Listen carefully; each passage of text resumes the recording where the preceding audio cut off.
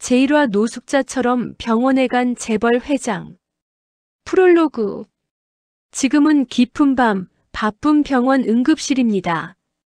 어지럽게 오가는 발자국 소리와 숨가쁜 목소리들. 들것 위에는 한 남자가 누워 있습니다. 낡은 군복 재킷, 오래 굳은 살이 박힌 손, 쉬어 보이는 호흡. 누구나 그를 가진 것이 없는 사람이라 생각할 겁니다. 그러나 이 남자는 사실 대한민국을 움직이는 거대한 회사를 이끄는 사람입니다. 오늘 그는 시험을 하러 왔습니다. 그리고 곧 그의 심장은 멈출 뻔합니다. 심정지 환자 발생.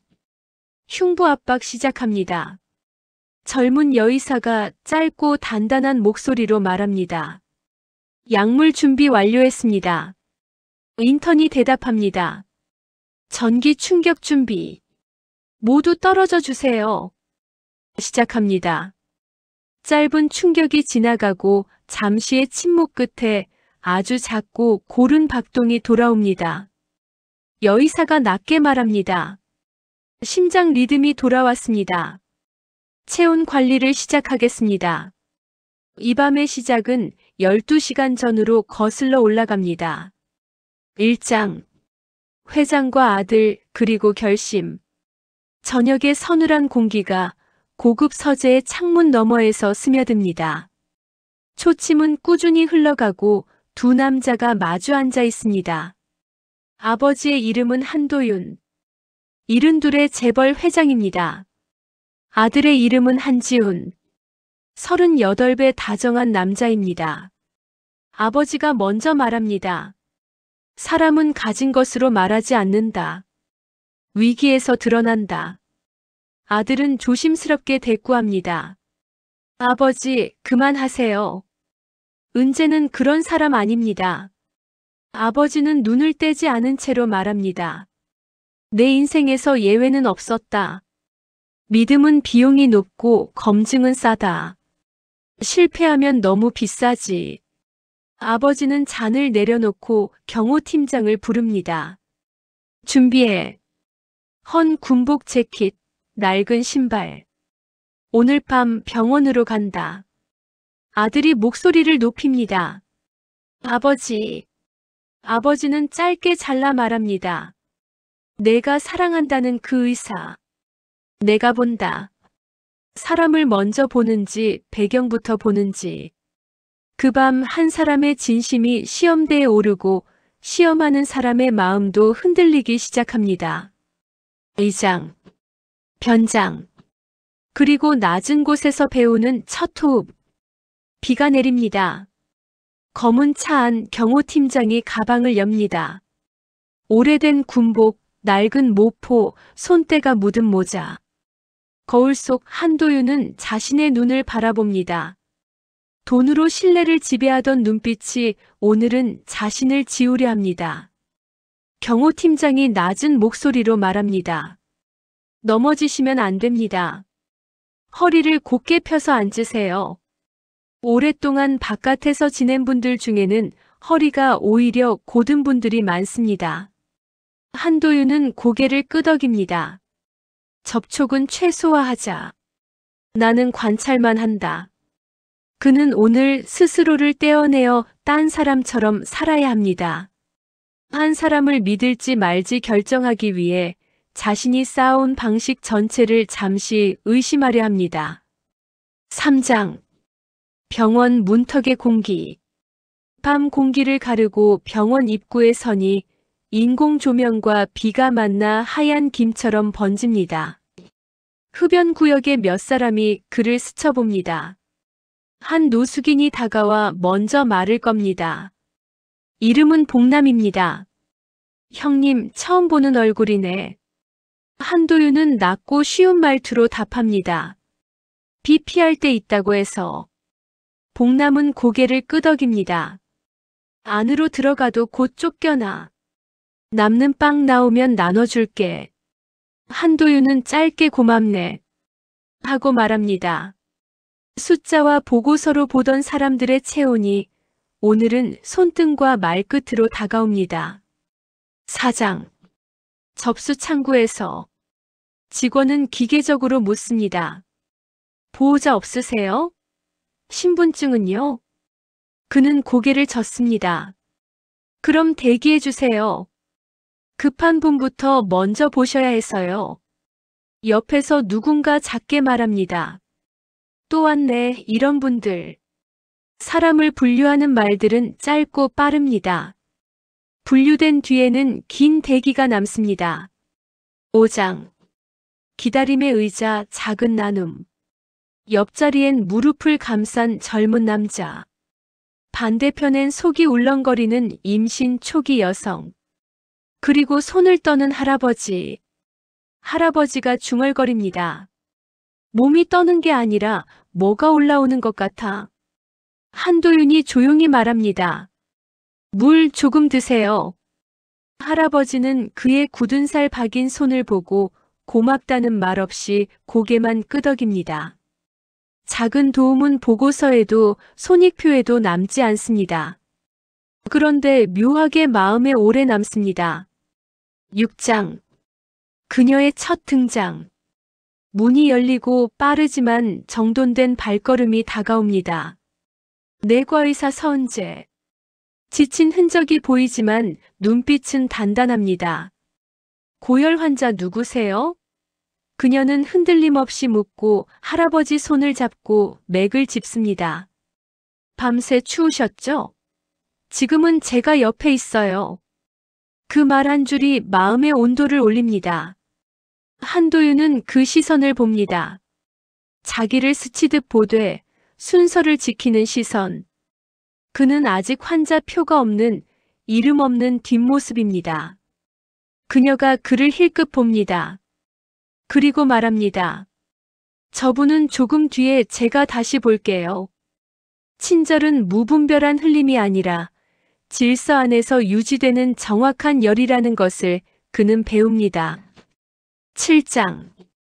가까이 그리고 첫 질문.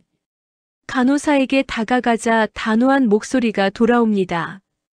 자리에서 기다리세요. 한도윤이 짧게 기침을 합니다. 지나치지 않게, 그러나 신경 쓰이게. 서은재가 다가옵니다. 기침 오래되셨어요? 그는 한 박자 쉬고 말합니다. 가슴 조여. 쓰러질 것 같으세요? 어지럼은요? 조금. 그녀는 말합니다. 우선 심전도 확인할게요. 빈 의자 하나만 비워주세요. 누군가는 기록부터 하자고 하지만 그녀는 말합니다. 지금은 몸의 신호부터 보죠. 말로 다 못하시는 분들도 있으니까요. 그는 자신의 연기를 마음속으로 채점합니다. 그녀는 연기인지 모릅니다. 이 불균형이 오늘 밤의 본질입니다. 8장. 심장 박동과 생각의 방향. 차가운 패치가 피부에 닿습니다. 한도윤은 내일 아침 이사회, 수치와 그래프, 투자 지표와 비용 구조를 떠올립니다. 그러나 지금 자신을 압도하는 건 화면 위 얇은 선 몇 줄입니다. 살아있다는 표시. 최근에 끼니 걸으신 적 있으시죠? 그녀가 묻습니다. 그는 어눌하게 말합니다. 밥찰. 그녀는 조용히 정리합니다. 손끝 색과 피부 상태를 보니 영양 불균형 가능성이 있어요. 일단 조금 드시고 기본 검사 결과를 함께 보죠. 그녀는 겉을 보고도 속을 더듬습니다.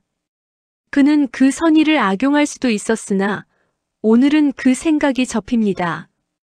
9장. 오래된 표와 오늘의 손등. 그는 떠올립니다. 몇 해 전 이사회. 인건비 절감 12%라는 표 위에 손을 올려놓고 말했습니다. 정서적 판단을 제거하자고. 그날 이후 회사를 떠난 몇 사람의 이름을 그는 기억하지 못합니다. 기억해야 한다고 생각하지도 않았습니다. 지금 낡은 군복 재킷 속 손등 위로 심박 그래프의 희미한 빛이 비칩니다. 숫자도 손실과 이익의 범주도 아닌 체온과 숨. 그는 속으로 짧게 말합니다. 왜 이렇게 마음이 거슬리지? 10장. 젊은 인턴과 의사의 대화, 문틈의 배움. 휴식 공간 가까이 그녀와 인턴이 서 있습니다. 인턴이 묻습니다. 선생님, 왜 그렇게 다 챙기세요? 시스템이 다 못 받쳐주는데. 그녀가 답합니다. 다 못 받쳐주니까 사람이 한 번 더 봐야죠. 저도 곧 지치겠죠? 지치기 전에 왜 시작했는지 한 줄만 종이에 적어 놓으세요. 힘 빠질 때마다 읽게. 문틈 넘어 한도윤은 그 말을 듣습니다. 그는 사업을 시작하던 첫날, 자신도 왜라는 단어를 가슴에 적었다는 사실을 희미하게 떠올립니다. 지금 그의 왜는 보고서 맨 끝에 형식적인 문장이 되어 있었지요. 11장. 작은 시험 하나 떨어진 지갑. 그는 일부러 낡은 지갑을 바닥에 떨어뜨립니다. 안에는 쓸 수 없게 된 오래된 수표 한 장이 들어 있습니다. 간호사가 멈칫합니다. 이거. 서은재가 조용히 다가와 말합니다. 아저씨, 지갑 떨어뜨리셨어요. 확인해 보세요. 중요한 게 있을 수 있어요. 그녀는 지갑 속을 들여다보지 않습니다. 그는 마음속으로 채점을 보류합니다. 돈을 먼저 보지 않는 태도. 판단은 최소화하고 존중은 유지합니다. 12장. 작은 시험 둘 미끼 같은 질문. 그가 말합니다. 이거 팔면 밥 사 먹나? 그녀가 답합니다. 지금은 치료 먼저 하시죠. 내일 식사가 걱정되면 사회사업팀과 연결해 드릴 수 있어요. 그녀는 대화의 중심을 돈이 아닌 건강 마이너스 다음 단계 마이너스 지지의 순서로 묵습니다. 직업 윤리라는 것이 습관처럼 스며있는 말 구성입니다. 13장. 화가 난 보호자 가라앉히는 말. 복도에서 보호자가 고함칩니다. 왜 이렇게 늦어? 죽으라고 놔두는 거야? 사람들의 어깨가 움찔합니다. 서은재가 낮고 단단하게, 그러나 공감 어린 목소리로 말합니다. 지금 가장 위험한 분부터 안정시키고 있습니다. 기다리시는 동안 불안이 커지죠. 그래서 현 상황을 설명드릴게요. 함께 보죠. 보호자의 숨이 조금씩 내려앉습니다. 그는 알고 있습니다. 회의실에서는 강한 말이 사람을 움직이지만 밤의 병원에서는 안정된 목소리가 먼저 사람을 살립니다. 14장. 복남의 말 한 줄. 복남이 말합니다. 저 의사 밤마다 저래. 나도 저번에 과자 챙겨주고 갔어. 한도윤이 묻습니다. 과자? 복남은 웃습니다. 응. 아무 말 없이. 그런 거 받으면 덜 무서워. 그는 무서움이라는 단어가 어떤 사람들에게는 기본 상태일 수 있다는 걸 새삼 실감합니다. 그의 회사 간판이 주던 위압감과 지금 자신의 초라한 외양이 주는 불편함이 묘하게 겹칩니다. 15장. 세밀한 관찰과 조용한 메모. 그녀가 묻습니다. 앉아 계실 때 손끝이 저리거나 시야가 깜빡인 적 있어요? 그는 잠시 뒤 조금 하고 답합니다. 그녀는 말합니다. 급성 심장 문제는 지금 크게 보이지 않아요. 그렇지만 영양 상태가 걱정돼요.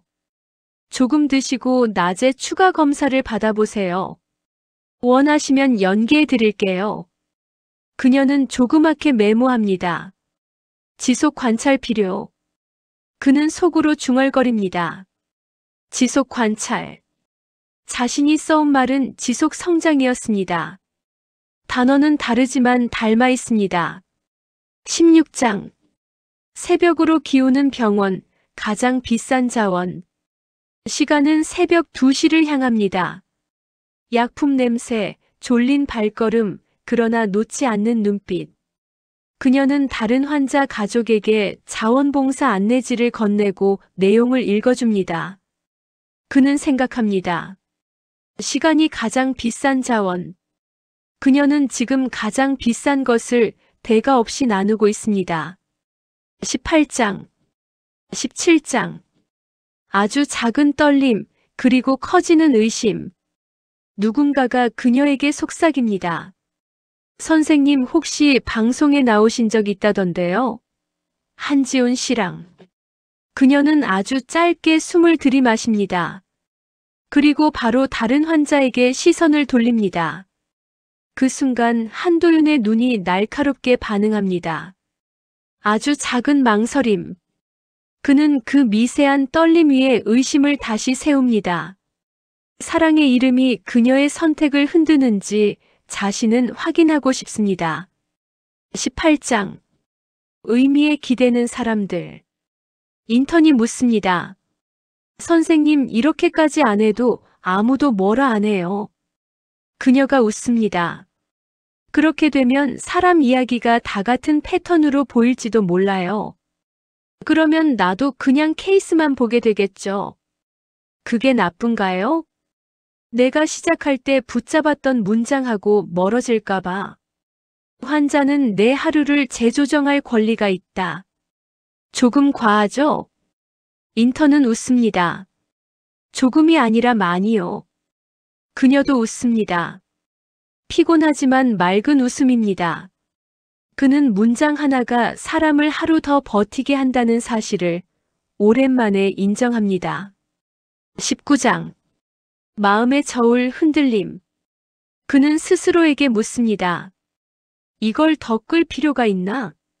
이미 충분히 아니, 아직 확실하지 않다. 그 숨들이기 그게. 시험은 중간에 멈추기 더 어렵습니다. 이미 들인 시간과 마음의 비용이 회수를 요구하기 때문입니다. 20장. 새벽의 소란, 그러나 그는 관찰자. 다른 환자가 갑자기 힘들어합니다. 사람들이 분주해집니다. 그는 자리에서 일어나다가 복남의 손이 그의 팔을 가볍게 잡는 것을 느낍니다. 복남이 말합니다. 형님, 저럴 때는 그냥 앉아 있어. 그는 다시 앉습니다. 오늘 그는 환자가 아니라 관찰자입니다. 그리고 아직은 시험자입니다. 21장. 떠나기 전 마지막 말. 하늘이 아주 옅은 색으로 변하기 시작합니다. 그녀가 다가와 말합니다. 지금은 많이 안정됐어요. 낮 시간에 간단한 추가 검사를 받아보세요. 영양 상담도 연결할 수 있어요. 원하시면 말씀만 하세요. 그는 고개를 끄덕입니다. 고맙소. 짧고 낮은 목소리입니다. 그는 수고했다라는 말을 떠올렸다가 어색해 삼킵니다. 그는 회사에서도 그 말을 쉽게 하지 않았습니다. 그러나 마음 어딘가엔 분명 고마움이 생겨났습니다. 22장. 병원 문 밖 새벽의 공기. 비는 그쳤습니다. 공기가 맑고 차갑습니다. 경호 팀장이 조용히 묻습니다. 이제 돌아가시겠습니까? 잠시의 침묵 뒤 한도윤이 낮게 말합니다. 지나친 연출은 없었겠지. 경호 팀장이 대답합니다. 노출은 없었습니다. 그는 병원 내원을 마지막으로 바라봅니다. 그리고 말합니다. 그녀의 과거를 조사해라. 경호 팀장이 묻습니다. 범인은 어디까지 보시겠습니까? 그는 말합니다. 재정, 가족, 의사로서의 결정 이력, 대외 활동, 그리고 사람들 속에서의 이야기까지. 경호 팀장은 고개를 끄덕입니다. 알겠습니다. 23장. 문자 한 줄 목소리로 읽다. 차 안에서 그는 휴대폰을 듭니다. 아들에게 보낼 문자를 그는 소리내 읽듯이 중얼거립니다. 오늘 만남은 연기한다. 내가 말한 사람 확인 중.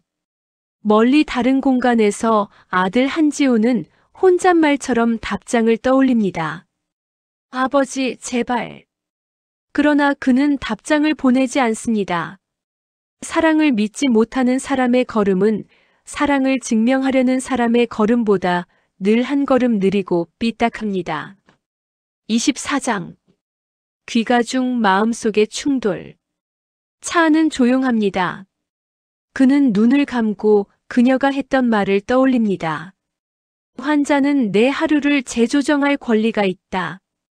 그리고 자신이 평생 붙잡아온 말과 부딪힙니다. 프로세스는 불변. 충돌은 고통이지만 고통은 변화를 예고하기도 합니다. 그는 아직 변할 준비가 되어 있지 않습니다. 다만 변화를 측정할 자료를 더 모으려 합니다. 에필로그. 사무실. 서류가 쌓이고 사람들이 움직입니다. 비서는 조용히 보고합니다. 요청하신 자료를 합법적인 범위 안에서 모으고 있습니다. 공개된 강연, 인터뷰, 논문, 결정 사례, 환자와 비용이 충돌할 때의 선택 등으로 정리하겠습니다. 그는 한 줄만 말합니다. 특히 어려운 순간에 무엇을 먼저 붙잡았는지. 밤이 지고 아침이 오듯 시험은 1차 관찰에서 기록의 검토로 넘어갑니다. 그러나 기록은 온기를 완벽히 담지 못합니다. 그 틈에서 다음 이야기가 시작됩니다. 마지막으로 그는 혼잣말을 합니다. 그녀가 아주 짧게 숨을 들이켰지.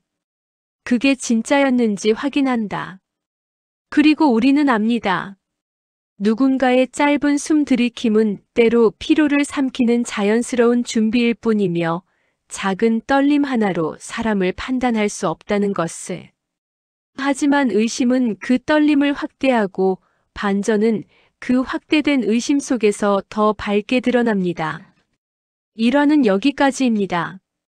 다음 화에서는 기록으로는 설명되지 않는 진심이 또 한 번의 위기 속에서 드러납니다.